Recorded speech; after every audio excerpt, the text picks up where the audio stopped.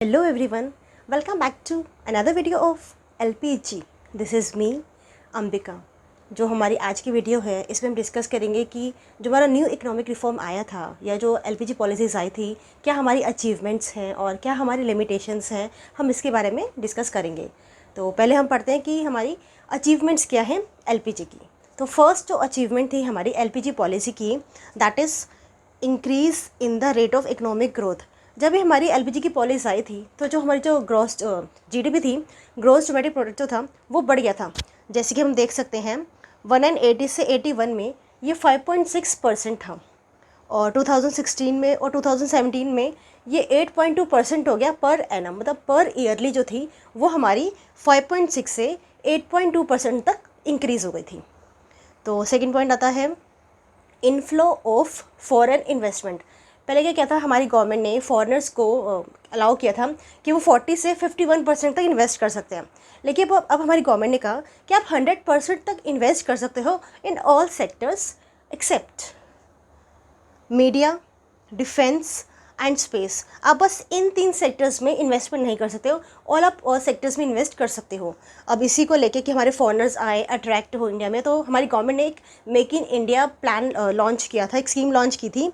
It is a type of स्वदेशी movement was launched on, जो ये 25 सितंबर को आया था 2014 में, ताकि हम एंकरेज करें कंपनीज़ को कि वो मैन्युफैक्चर करें अपने प्रोडक्ट्स को इंडिया में. इससे इंडिया को क्या फ़ायदा होगा कि मीन्स इंडिया में लोगों को एक तो एम्प्लॉयमेंट मिलेगी और एक वो बाहर से आएंगे, अपने साथ मशीनें भी लाएंगे और गुड क्वालिटी के प्रोडक्ट्स प्रोड्यूस होंगे एट चीप रेट्स पे. तो अभी तो हमने पढ़े हैं दो, increase in the rate of economic growth, inflow of foreign investment. अब हमारा तीसरा पॉइंट है rise in foreign exchange reserve.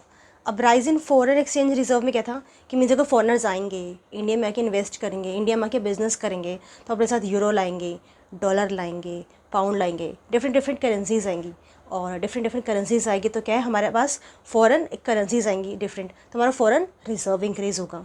फिर फोर्थ पॉइंट आता है राइज इन एक्सपोर्ट. एक्सपोर्ट मतलब क्या होता है कि अपनी कंट्री से बाहर कुछ कोई भी सामान भेजना, दैट इज़ कॉल्ड एक्सपोर्ट. हमारा एक्सपोर्ट भी बढ़ा. स्पेशली इंडिया जो था सक्सेसफुल एक्सपोर्टर बन गया. ऑटो के parts, engineering goods, IT software, textile etcetera, ये सब सारा जो मटेरियल जो था हमारा ये बाहर जाने लगा. फिफ्थ आता है कंट्रोल ऑन इन्फ्लेशन. हमने क्या किया, प्राइस पे भी बहुत ज़्यादा कंट्रोल किया. कैसे कि जो हमारे रिफॉर्म पीरियड में क्या हुआ, हम बहुत सारे टैक्स रिफॉर्म्स लाए थे, अदर रिफॉर्म्स लाए थे ताकि सुधार हो हमारे किसी तरह से. तो उससे क्या था कि हम अपने प्राइसेस को कंट्रोल करने में हेल्पफुल हुए. जैसे कि 1991 में 16.7% था और 2017 में और 18 में ये 2.9% हो गया. तो हम देख सकते हैं कि कितना डिफरेंस आ गया. पहले 16.7 था, फिर उसके बाद 2.9% हो गया. तो हमारा कितना हमने कंट्रोल किया है अपनी प्राइसेस को. फिर आता है six point increase in the role of private sector. अब हमारा क्या है कि प्राइवेट सेक्टर भी आगे आया. पहले क्या था, हमारा प्राइवेट सेक्टर आगे नहीं आ रहा था क्योंकि लाइसेंस सिस्टम था और पब्लिक सेक्टर ने इंडस्ट्रीज़ में अपना बहुत ज़्यादा रोल बढ़ा दिया था, इंक्रीज़ कर दिया था कि भाई आप अपना जो है प्राइवेट सेक्टर को मना कर दिया था कि आप इस सेक्टर में आके इन्वेस्ट नहीं कर सकते हो. कुछ सेक्टर्स रिजर्व कर दिए थे. अब क्या कि रिस्ट्रिक्शंस को रिमूव कर दिया and abolish of licence system को भी हटा दिया. तो इससे क्या हुआ, हमारा प्राइवेट सेक्टर आगे आया, उसने कॉम्पिटेटिव इन्वायरमेंट क्रिएट किया, अपने पोटेंशियल्स के हिसाब से उसने आगे इन्वेस्ट करना स्टार्ट कर दिया. इससे क्या कि कॉम्पिटेटिव इन्वायरमेंट जो है वो क्रिएट हो गया और वो हमारा आगे प्राइवेट सेक्टर जो है वो बूस्ट हुआ. इससे वो हमारी इकोनॉमी को भी आगे लेके आया. अब आता है हमारा 7 point reduction in physical deficit. अब रिडक्शन इन फिजिकल डेफिसिट क्या होता है, जो हमारा फिजिकल डेफिसिट जो होता है इसका मतलब होता है it is the difference of जो हमारे गवर्नमेंट की रेवेन्यू है एंड गवर्नमेंट एक्सपेंडिचर है, उसका जो डिफरेंस होता है वो हमारा फिजिकल डेफिसिट कहलाता है. तो जो हमारी न्यू इकोनॉमिक पॉलिसी जो आई थी, जो रिफॉर्म्स आए थे, उसने हेल्प की रिडक्शन इन फिजिकल डेफिसिट. जैसे कि पहले ये हमारा 8.5% था, उससे अब कम हो गया, ये 5% हो गया था, मीन्स लेस देन 5%, उससे भी कम हो गया था ये. फिर आता है deficit in balance of payment. अब बैलेंस ऑफ पेमेंट का मतलब ये होता है कि हमारा जो इम्पोर्ट जो है या जो सर्विसेज है, ये कैपिटल मूवमेंट है, ये बहुत ज़्यादा हो रही थी वहाँ से. कैपिटल गुड्स हम वहाँ से ज़्यादा ला रहे थे और जो हमारा कैपिटल गुड्स हमारे पास ज़्यादा हो रहे थे और जो हमारा एक्सपोर्ट जो था वो हमारा कम हो रहा था. तो इस चक्कर में क्या हुआ, हम इम्पोर्ट तो ज़्यादा कर रहे हैं और एक्सपोर्ट कम कर रहे हैं, तो हमारी क्या बोरोइंग्स जो थी वो ज़्यादा हो गई थी. तो हमारी जो न्यू इकोनॉमिक पॉलिसी थी उसने हेल्प की reduction in deficit of balance of payment. हमारे फिजिकल डेफिसिट में हेल्प की, हमारे बैलेंस ऑफ पेमेंट में भी हेल्प की. तो ये तो हमने पढ़ी है सारी। हमारी अचीवमेंट्स क्या थी न्यू इकोनॉमिक पॉलिसी की? हमारा इन्फ्लेशन पे कंट्रोल हो गया, बैलेंस ऑफ पेमेंट कम हो गया, हमारा डेफिसिट में हो गया, हमारी फॉरेन डायरेक्ट इन्वेस्टमेंट हो गई। हमने बहुत सारी अपनी अचीवमेंट्स पढ़ी हैं। और अब हम पढ़ते हैं हमारी इसकी लिमिटेशंस क्या थी हमारी एलपीजी पॉलिसी की। तो जो हमारी फर्स्ट लिमिटेशन है दैट इज़ ग्रोइंग अनएम्प्लॉयमेंट। हमने पढ़ा कि हमारी जो जीडीपी जो है, ग्रोस डोमेस्टिक प्रोडक्ट है, या हमारी इकोनॉमिक ग्रोथ जो है वो तो हो रही है, लेकिन इसने क्या है कि इतनी एम्प्लॉयमेंट अपॉर्चुनिटीज़ नहीं क्रिएट की, बेरोज़गारी बहुत बढ़ी थी इससे। सेकेंड पॉइंट क्या आता है? Neglect of agriculture sector. हम इंडस्ट्रीज़ की तरफ ध्यान दे रहे थे, ट्रेड की तरफ ध्यान दे रहे थे, सर्विस सेक्टर हमारा आगे बढ़ रहा था, बट हम लोग एग्रीकल्चर सेक्टर को अवॉइड कर रहे थे। ये इसकी लिमिटेशन थी। अब हमारा थर्ड पॉइंट आता है low level of industrial growth. अब इसमें क्या था? Cheaper imported goods like China replace the demand for domestic goods and domestic manufacturers started facing competition from imports.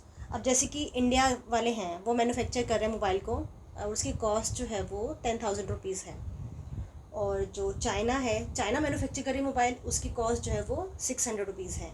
तो अब क्या है कि इंडियन वालों को क्या लगेगा, यार चाइना से लेते हैं, चाइना से तो हमें 6,000 का पड़ेगा, और इंडिया से तो हमें 10,000 का पड़ेगा, हमारे 4,000 सेव होएगा। तो क्या है, हमारी चाइना ने क्या है इंडियन मार्केट को रिप्लेस कर दिया था। अब आता है हमारा अनबैलेंस्ड ग्रोथ। अनबैलेंस्ड ग्रोथ में क्या होता है, हमारा जो हमारा सर्विस सेक्टर था, जैसे कि आईटी है, इंफॉर्मेशन टेक्नोलॉजी है, फाइनेंस है, एंटरटेनमेंट है, इन सब में तो हमारी ग्रोथ हो रही थी। लेकिन क्या है, जो हमारा एग्रीकल्चर सेक्टर है और जो हमारा इंडस्ट्रियल सेक्टर है, ये हमारा रुक गया था, ये इसमें हमारी ग्रोथ नहीं हो। अब आता है हमारा इनइफेक्टिव डिसइन्वेस्टमेंट पॉलिसी। इन्वेस्टमेंट का मतलब क्या होता है कि आप किसी चीज़ में इन्वेस्टमेंट कर रहे हो, जैसे कि आप शेयर खरीद रहे हो, बॉन्ड खरीद रहे हो, तो ये आपकी एक इन्वेस्टमेंट है। और आपने किसी एसेट में इन्वेस्ट किया है, आपने कार खरीद लिया, अपना घर खरीद लिया, दैट इज़ कॉल्ड इन्वेस्टमेंट। और डिसइन्वेस्टमेंट क्या होता है, मीन्स जब आप कार को सेल कर रहे हो या हाउस को सेल कर रहे हो, शेयर या बॉन्ड को सेल कर रहे हो, तो उससे आपको क्या है, पैसा मिल रहा है, दैट इज़ कॉल्ड डिसइन्वेस्टमेंट। अब हमारा क्या है कि डिसइन्वेस्टमेंट जब किया था इंडस्ट्रीज़ में, गवर्नमेंट ने 51% अपने पास रखा था और 49% जो वो पब्लिक के सामने रख देते हैं कि मीन्स आप परचेज़ कर सकते हो। तो हमारा जो प्राइवेट सेक्टर जो था उसने कहा कि गवर्नमेंट ने तो हमारे सामने रख दिया कि चलो भाई गवर्नमेंट की कंपनियां मिल रही है, सेटअप है, उनकी बनी बनी फैक्ट्रीज़ है, बिल्डिंग्स हैं, उसी में हमें अपना काम करना है। लेकिन उनके पास पैसा नहीं था कि वो कैसे खरीदे गवर्नमेंट की इंडस्ट्रीज़ को। तो उन्होंने फ़ॉरेन इन्वेस्टर्स की हेल्प ली और उनके साथ मिल के गवर्नमेंट की इन कंपनियों को खरीद लिया, इंडस्ट्रीज़ को खरीद लिया। फिर क्या हुआ, प्राइवेट और फॉरेन इन्वेस्टर्स उन्होंने इंडस्ट्रीज़ को खरीद लिया। तो इससे क्या हुआ कि हमारी जो एफिशिएंसी है, प्रोडक्टिविटी है, वो तो बढ़ी, कंपटीशन भी आया। लेकिन एक उससे क्या नुकसान हुआ, it result in loss of public interest. मतलब जब उन्हें लगा, पब्लिक को ये लगा कि भाई हमने क्या है कि फॉरेन इन्वेस्टर्स बाहर के लोग आ गए, तो पता नहीं उनका क्या कंट्रोल होगा, क्या हमें सैलरी देंगे, हमें कहीं जॉब से ना निकाल दे, जॉब पे रखेंगे नहीं रखेंगे, डिफरेंट पॉलिसीज़ लाएंगे, तो इस तरह का डर था। तो इसलिए जो हमारी डिसइन्वेस्टमेंट पॉलिसी थी वो इनइफेक्टिव थी। अब आता है हमारा स्प्रेड ऑफ कंज्यूमरिज्म। कंज्यूमरिज्म में क्या था, शो ऑफ होता है, फ्री चॉइस ऑफ कंज्यूमर्स होता है। अब क्या था कि हमारी मार्केट जो थी वो बढ़ रही थी और डिफरेंट प्रोडक्ट्स भी मार्केट में आ रहे थे। हमारे क्या है, लग्जीरियस आइटम्स भी जो थे वो भी आ रहे थे। तो प्रोड्यूसर क्या, उनको भी प्रोड्यूस कर रहे थे। डिफरेंट टाइप की क्रीम्स हैं, प्रोडक्ट्स हैं, शैम्पूज़ हैं, ऑयल है, ये सब आ रहे थे। तो क्या है कि हर लोग, अब सोसाइटी में डिफरेंट लोग रहते हैं, चाहे अपर क्लास है, मिडिल क्लास है, लोअर क्लास है, पर क्या एक दूसरे की देखा था कि शो ऑफ की वजह से जो लोग अफोर्ड नहीं कर पा रहे हैं वो भी अट्रैक्ट हो रहे थे लग्जीरियस आइटम्स को उसको परचेज़ करने में। तो क्या है, इसने क्या है हमारी मार्केट को ख़राब कर दिया था। तो ये जो कंज्यूमरिज्म जो है, it is also a reason of failure of LPG policies. पहले था कि मीन्स जो भी प्रोड्यूसर जो थे प्रोड्यूस करते थे, कंज्यूमर वही कंज्यूम करता था क्योंकि उसके पास कोई ऑप्शन नहीं थे। लेकिन अब क्या है, ऑप्शन ज़्यादा है, ज़्यादा ऑप्शंस आए, तो इसने क्या किया, हमारी एलपीजी पॉलिसी के ऊपर भी इससे इफेक्ट पड़ा। तो दैट इज़, ये भी हमारा एक रीज़न है, स्प्रेड ऑफ कम्युनिज्म जो है, कंज्यूमरिज्म, ये भी एक रीज़न है हमारा जो हमारी एलपीजी पॉलिसी का फेल होने का। तो आज की वीडियो जो है उसमें हमने डिस्कस किए हैं हमारी क्या अचीवमेंट्स हैं, क्या पॉलिसी हमारी क्या अभी लिमिटेशंस थी एलपीजी पॉलिसी की या फिर न्यू इकोनॉमिक पॉलिसी की। तो आज की वीडियो में बस इतना ही। जो हमारी नेक्स्ट वीडियो है उसमें हम डिस्कस करेंगे हमारा demonetisation and GST, goods and services tax जो है हम उसको डिस्कस करेंगे। आपके इस टॉपिक से रिलेटेड कोई भी डाउट्स है, क्वेरी है, आप कमेंट सेक्शन में कमेंट कीजिए। और जो भी मैंने आपको पढ़ाया है इसके नोट्स का लिंक जो है वो डिस्क्रिप्शन में है। Thank you for watching my video.